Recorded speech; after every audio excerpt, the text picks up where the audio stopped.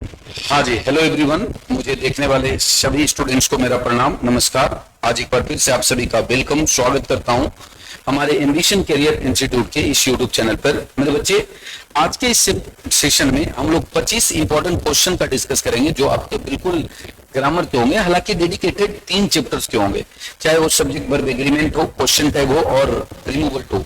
ये 3 important chapters हैं आपके इंग्लिश ग्रामर के, और इनके 25 सवाल को आज हम लोग डिस्कस करेंगे जो आपके आने वाले एग्जाम्स के लिए मोस्ट इंपॉर्टेंट होंगे। तो विदाउट वेस्टिंग टाइम मेरे बच्चे, आइए करते हैं इस सेशन का शुरुआत। ठीक है, आप लोग आखिरी तक जरूर बने रहिएगा ताकि चीजें आपको बढ़िया से क्लियर हो और आपके लिए यूजफुल और फ्रूटफुल भी हो मेरे बच्चे। तो आइए बिगिन करते हैं मेरे बच्चे। ये रहा आपके स्क्रीन पे, है ना, आपके स्क्रीन पे ये है। आइए थोड़ा इसको पहले बड़ा कर लेते हैं। सॉरी, ज्यादा बड़ा हो गया मेरे बच्चे, ताकि आपको बढ़िया से दिखे। ठीक है, ये आपके स्क्रीन पे पहला सवाल दिख रहा है, ध्यान से समझने की कोशिश करेंगे। Choose the correct sentence. ये करेक्ट सेंटेंस को चूज करने कह रहा है कि इसमें से कौन सा सेंटेंस जो है ना वो करेक्ट है। आप स्टेटमेंट पढ़िए, द सीनरीज ऑफ कश्मीर। जैसे ही आपने सीनरी में IES लगाया, आर लगा दिया, गड़बड़ हो गया जी। द सीनरीज ऑफ कश्मीर, ये भी गड़बड़ है जी। The scenery of Kashmir are, गड़बड़ है जी, क्योंकि सीनरी जो है ना इसे इट माना जाता और इट के साथ इज लगेगा तब जाकर सही होगा। आंसर आपका A नंबर हो जाएगा जी। नेक्स्ट क्वेश्चन देखिए, फिर से चूज द करेक्ट सेंटेंस कह रहा है समवन हैज लेफ्ट दिस। अगर कायदे से देखा जाए तो सब जगह बिल्कुल सेम लिखा हुआ है, तो मामला उधर क्या है। अगर देखो, याद होगा कि समवन को स्टेटमेंट में ही माना जाता है जाया, लेकिन टैग में ना उसको दे माना जाता है। तो दे हमारा कहां दिख रहा है, यहां। तो ये दोनों तो पहले खत्म हो गया जी। अब दे के साथ हैज नहीं आता, इसलिए आंसर आपका क्या हो जाएगा, C नंबर हो जाएगा मेरे बच्चे। ठीक है, बात समझ में आ गई ना? अरे बोलो। नेक्स्ट क्वेश्चन देखिए, क्वेश्चन नंबर 3 देखिए आप लोग। Choose the correct sentence. फिर से कह रहा है Rahul is so fast to run, so fat to run fast. तो सो फैट नहीं होगा, टू फैट कभी नहीं होता। हाँ, too fat that he can not, नहीं, ये भी नहीं होगा। आंसर आपका D होगा। यहां पर होना क्या चाहिए, अगर यहां पर टू फैट लिखता ना TOO, तब सही हो सकता था। और यहाँ पे जो टू के बदले सो लिखता तब सही हो सकता था। याद आया ना कि TOO का जोड़ा छोटा टू होता है और ये दैट जो है ना उसके पहले शो लगना चाहिए। याद हो गया होगा आप लोगों को। ठीक है, तो ये 3 सवाल हमने क्लियर किए, ध्यान से सुनेंगे। नेक्स्ट क्वेश्चन आपके स्क्रीन पे है। नेक्स्ट क्वेश्चन है आपका मेरे बच्चे कि correct transformation of she is too proud to beg. ये जो स्टेटमेंट है इसका करेक्ट ट्रांसफॉर्मेशन क्या होगा। तो सी इज वेरी प्राउड, बिल्कुल नहीं। सी इज टू प्राउड, बिल्कुल नहीं। She is so proud that she will not beg, ये बिल्कुल सही है ना। वो उतनी घमंडी है कि वो भीख नहीं मांगेगी। तो आंसर आपका क्या हो जाएगा, C नंबर हो जाएगा जी। नेक्स्ट क्वेश्चन देखिए, चूज द करेक्ट सेंटेंस। फिर से सही सेंटेंस को चूज करने के लिए कहा जा रहा है। Neither Ramesh nor his friends. याद होगा कि अगर नॉर से कोई स्टेटमेंट जुड़ जाता है, नॉर और से स्टेटमेंट अगर कोई जुड़ जाता है तो उसके बाद वाले नाउन के अनुसार कहानी चलती है। ठीक है ना, तो बाद वाला नाउन क्या है, हिज फ्रेंड्स, तो माना जाएगा दे के साथ इज नहीं होना चाहिए R, जो कि नहीं लगा हुआ है तो गलत हो गया जी। फिर से वही लिखा हुआ है, neither Ramesh nor his friends are, वो सही है। तो इसमें स्टेटमेंट में कोई गड़बड़ नहीं है जी। यहां देखो नॉट लगा दिया, नाइदर के साथ नॉट नहीं नॉर होता है, इसलिए आंसर आपका क्या हो जाएगा, B नंबर हो जाएगा जी। तो 4 नंबर क्वेश्चन हो गया, ये 5 नंबर क्वेश्चन भी हो गया। ठीक है ना, नेक्स्ट क्वेश्चन देखते हैं। क्वेश्चन नंबर 6 देखिए, ही विद आई। विद अपने आप में मेरे बच्चे याद रखना ये एक प्रीपोजिशन है, और प्रीपोजिशन के बगल में ना ऑब्जेक्ट आता है, सब्जेक्ट नहीं आता। तो ये दोनों खत्म हो गया जी। ये सही है। अब कहानी चलेगा सब्जेक्ट के अनुसार। सब्जेक्ट में कौन है, ही के लिए M नहीं होता, कौन है, इज। इसलिए आंसर होगा क्या, D नंबर मेरे बच्चे। He with me is ready to go to Patna. Clear हो गया ना? अरे बोलो, समझ में आया? चलिए 6 नंबर क्वेश्चन क्लियर हो गया। क्वेश्चन नंबर 7 देखिए आप लोग। Choose the correct tag question. Statement है they haven't finished the work.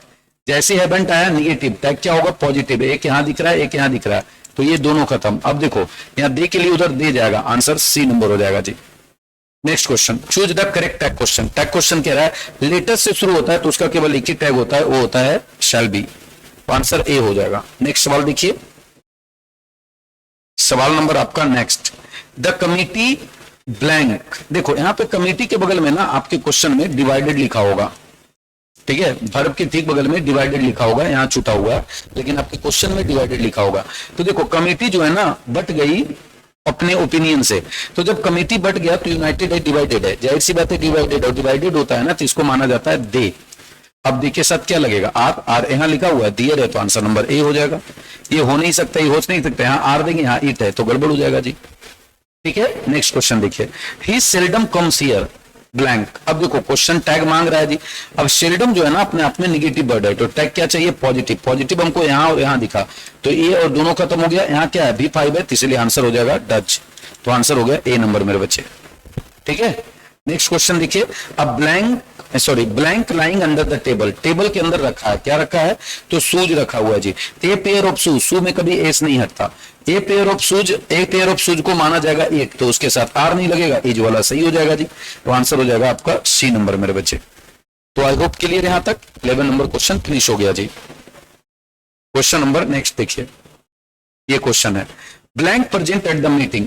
तो प्रेजेंट है मीटिंग में, कौन प्रेजेंट है जी, तो the manager and the cashier. The manager and the cashier को माना जाएगा ही, क्यों, वजह क्या है, आर्टिकल एक ही लगा हुआ है, the number of article is equal to number of person. याद आया, जितने आर्टिकल होंगे उतने ही नंबर पर्सन होंगे, ठीक ना, एक आर्टिकल है तो एक पर्सन, ही माना जाएगा, बर नहीं आएगा, यहाँ पर ही माना गया, वाज आया, ये पॉसिबल है। तो आंसर नंबर हो जाएगा आपका बी नंबर जी। ठीक है, यहाँ पर दो आर्टिकल है, दो आदमी है, तो वाज नहीं होना चाहिए। आई होप क्लियर। नेक्स्ट क्वेश्चन देखिए, सवाल नंबर नेक्स्ट आपके स्क्रीन पे है, the committee blank it's decision. अब कमिटी ने डिसीजन दे दिया है। अब कमिटी ने डिसीजन दिया है मेरे बच्चे, देखो जब बटा हुआ था तो डिवाइडेड था, अब डिसीजन दिया है तो जाहिर सी बात है सभी का राय विचार एक है, तभी डिसीजन दिया है। और डिसीजन दिया है तब उसको माना जाएगा इट, और इट के साथ हैव नहीं होना चाहिए, हैज, और हैज के साथ थर्ड फॉर्म आता है जी, सेकंड फॉर्म नहीं आता, इसीलिए आंसर हो जाएगा आपका बी नंबर मेरे बच्चे। नेक्स्ट क्वेश्चन देखिए, चूज द करेक्ट सेंटेंस। अब करेक्ट सेंटेंस को चूज करने कह रहा है, more than one student. More than one student तो माना जाएगा ही के साथ आर नहीं होना चाहिए, और मोर देन वन के बगल में नाउन प्लूरल कभी नहीं आता। More than one student is, ये बिल्कुल सही है, और टू के बगल में सिंगुलर कभी नहीं आता, तो इसीलिए आंसर क्या हो गया, सी नंबर हो गया जी। नेक्स्ट क्वेश्चन देखिए, choose the correct sentence. Choose the correct sentence, situation समझिए, a great deal of money are wasted. तो यहां पर देखो ग्रेट डील ऑफ मनी, इसको माना क्या जाएगा, इट, और इट के साथ आर नहीं। A great many, money uncountable noun है तो मेनी नहीं आना चाहिए। अ great deal of money, money में देखो एस लगा दिया, ए भी गलत, इसीलिए आंसर आपका डी नंबर हो जाएगा मेरे बच्चे। ठीक है ना, क्योंकि मनी अनकाउंटेबल नाउन है तो एस और एस उसमें नहीं लगता है। आई होप यहां तक सारी बातें समझ में आ गई होगी, अरे बोलो ना, क्लियर ना। नेक्स्ट क्वेश्चन देखते हैं, 15 नंबर सवाल क्लियर हो गया। 16 नंबर क्वेश्चन देखिए, best replacement of the sentence, है ना, इस सेंटेंस का बेस्ट रिप्लेसमेंट क्या होगा, देखिए, the sun is too hot to go out. अगर हम इसको रिमूवल करते हैं तो टू हॉट दैट कभी यूज नहीं होता, so hot that it can't go out, it नहीं होगा, the sun is so hot that we can't go out. Answer number आपका ये हो जाएगा सी। ठीक है, अगला सवाल देखिए, choose the correct tag question. तो देयर इज अ प्रॉब्लम। अब there is a problem, statement positive, tag क्या होगा, निगेटिव। निगेटिव आपका तीनों में दिख रहा है, तीज उधर जाएगा एजेंट और देयर जाएगा, तो क्या हो जाएगा, isn't there. Answer number A मेरे बच्चे। ठीक है ना, तो यहां तक मामला फिट हो गया। नेक्स्ट क्वेश्चन देखिए, नेक्स्ट क्वेश्चन है, नोबडी कॉल्ड यू। इसके लिए भी टैग चुनना है, तो नोबडी निगेटिव है, इसीलिए टैग होगा पॉजिटिव, आंसर नंबर हो जाएगा ए। ठीक है मेरे बच्चे, मामला समझ में आ गया ना। नेक्स्ट क्वेश्चन देखिए, क्वेश्चन नंबर 19 आपका, चूज द करेक्ट सेंटेंस। एक बार फिर से करेक्ट सेंटेंस चूज करना है, पढ़िए। 2/3, टू के बगल में थर्ड्स आया, कोई दिक्कत नहीं। यहां देखो टू के बगल में थर्ड नहीं है, गलत हो गया। 2/3 of the work, 2/3 of the work, work क्या अनकाउंटेबल, मतलब कोई काम है उसका 3 हिस्सा, तो 3 हिस्सा काम अनकाउंटेबल है तो माना तो इट जाएगा, इट के साथ इज लगा हुआ है, स्टेटमेंट में कोई दिक्कत नहीं है। यहाँ आर लगा हुआ गलत, वर्क अनकाउंटेबल नाउन है, एस नहीं लगेगा, इसीलिए आपका आंसर क्या हो गया, ए नंबर हो जाएगा जी। नेक्स्ट क्वेश्चन देखिए, choose the correct sentence. Choose the correct sentence, the basket is so heavy to carry, कभी नहीं होता।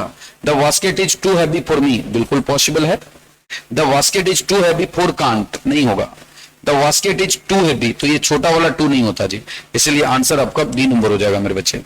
आई होप यहां तक मामला फिट हो गया होगा। नेक्स्ट क्वेश्चन देखिए, question number next, best explanation of the sentence. Question है, the road is too narrow to allow two buses, मतलब सड़क इतनी नैरो है, संकीर्ण है कि 2 बस को अलाउ नहीं कर सकता, तो सड़क अलाउ नहीं करेगा ना, तो the road is very narrow, गलत हो जाएगा। सो narrow that it can not allow 2 buses, बिल्कुल सही है, आंसर बी नंबर हो जाएगा। यहाँ एनअप लगा दिया इसलिए गलत है, यहाँ टू मच लगा दिया इसलिए गलत है जी। ठीक है, तो बेस्ट रिप्लेसमेंट है ना आपका क्या होगा मेरे बच्चे, रिप्लेसमेंट होगा बी नंबर उस स्टेटमेंट का। नेक्स्ट क्वेश्चन देखिए,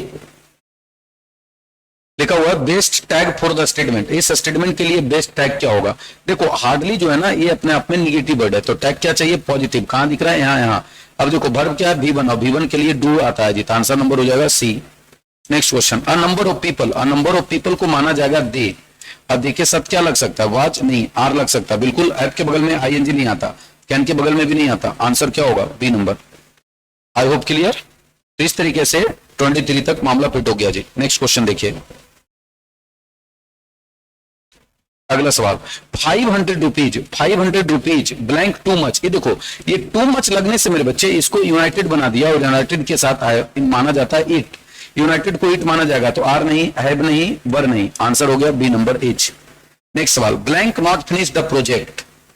blank not finish the project. सबसे पहले विद क्या है? एक प्रीपोजिशन है, प्रीपोजिशन के बगल में सब्जेक्ट नहीं चाहिए, तो ये तो बी खत्म हो गया जी। अब सी विद मी, अब कहानी चलेगा सब्जेक्ट के अनुसार, और सब्जेक्ट सी है और सी के साथ हैव नहीं। आंसर हो जाएगा सी नंबर मेरे बच्चे। तो आई होप क्लियर हुआ होगा। तो इस तरीके से मेरे बच्चे हमने 25 मोस्ट इंपॉर्टेंट क्वेश्चंस को कर लिया, ठीक है। तो डेफिनेटली आप सभी ने सेशन एंजॉय किया होगा और बहुत इंपॉर्टेंट चीजों को आपने सीखा भी होगा। अगर आपको लगे कि रियल में ये यूजफुल है, तो आप अपने सभी दोस्तों कलीग के पास इसे जरूर शेयर करिए, ताकि बाकी को भी इसका पूरा का पूरा एडवांटेज मिले, ठीक है। थैंक यू, नमस्कार, धन्यवाद, थैंक यू।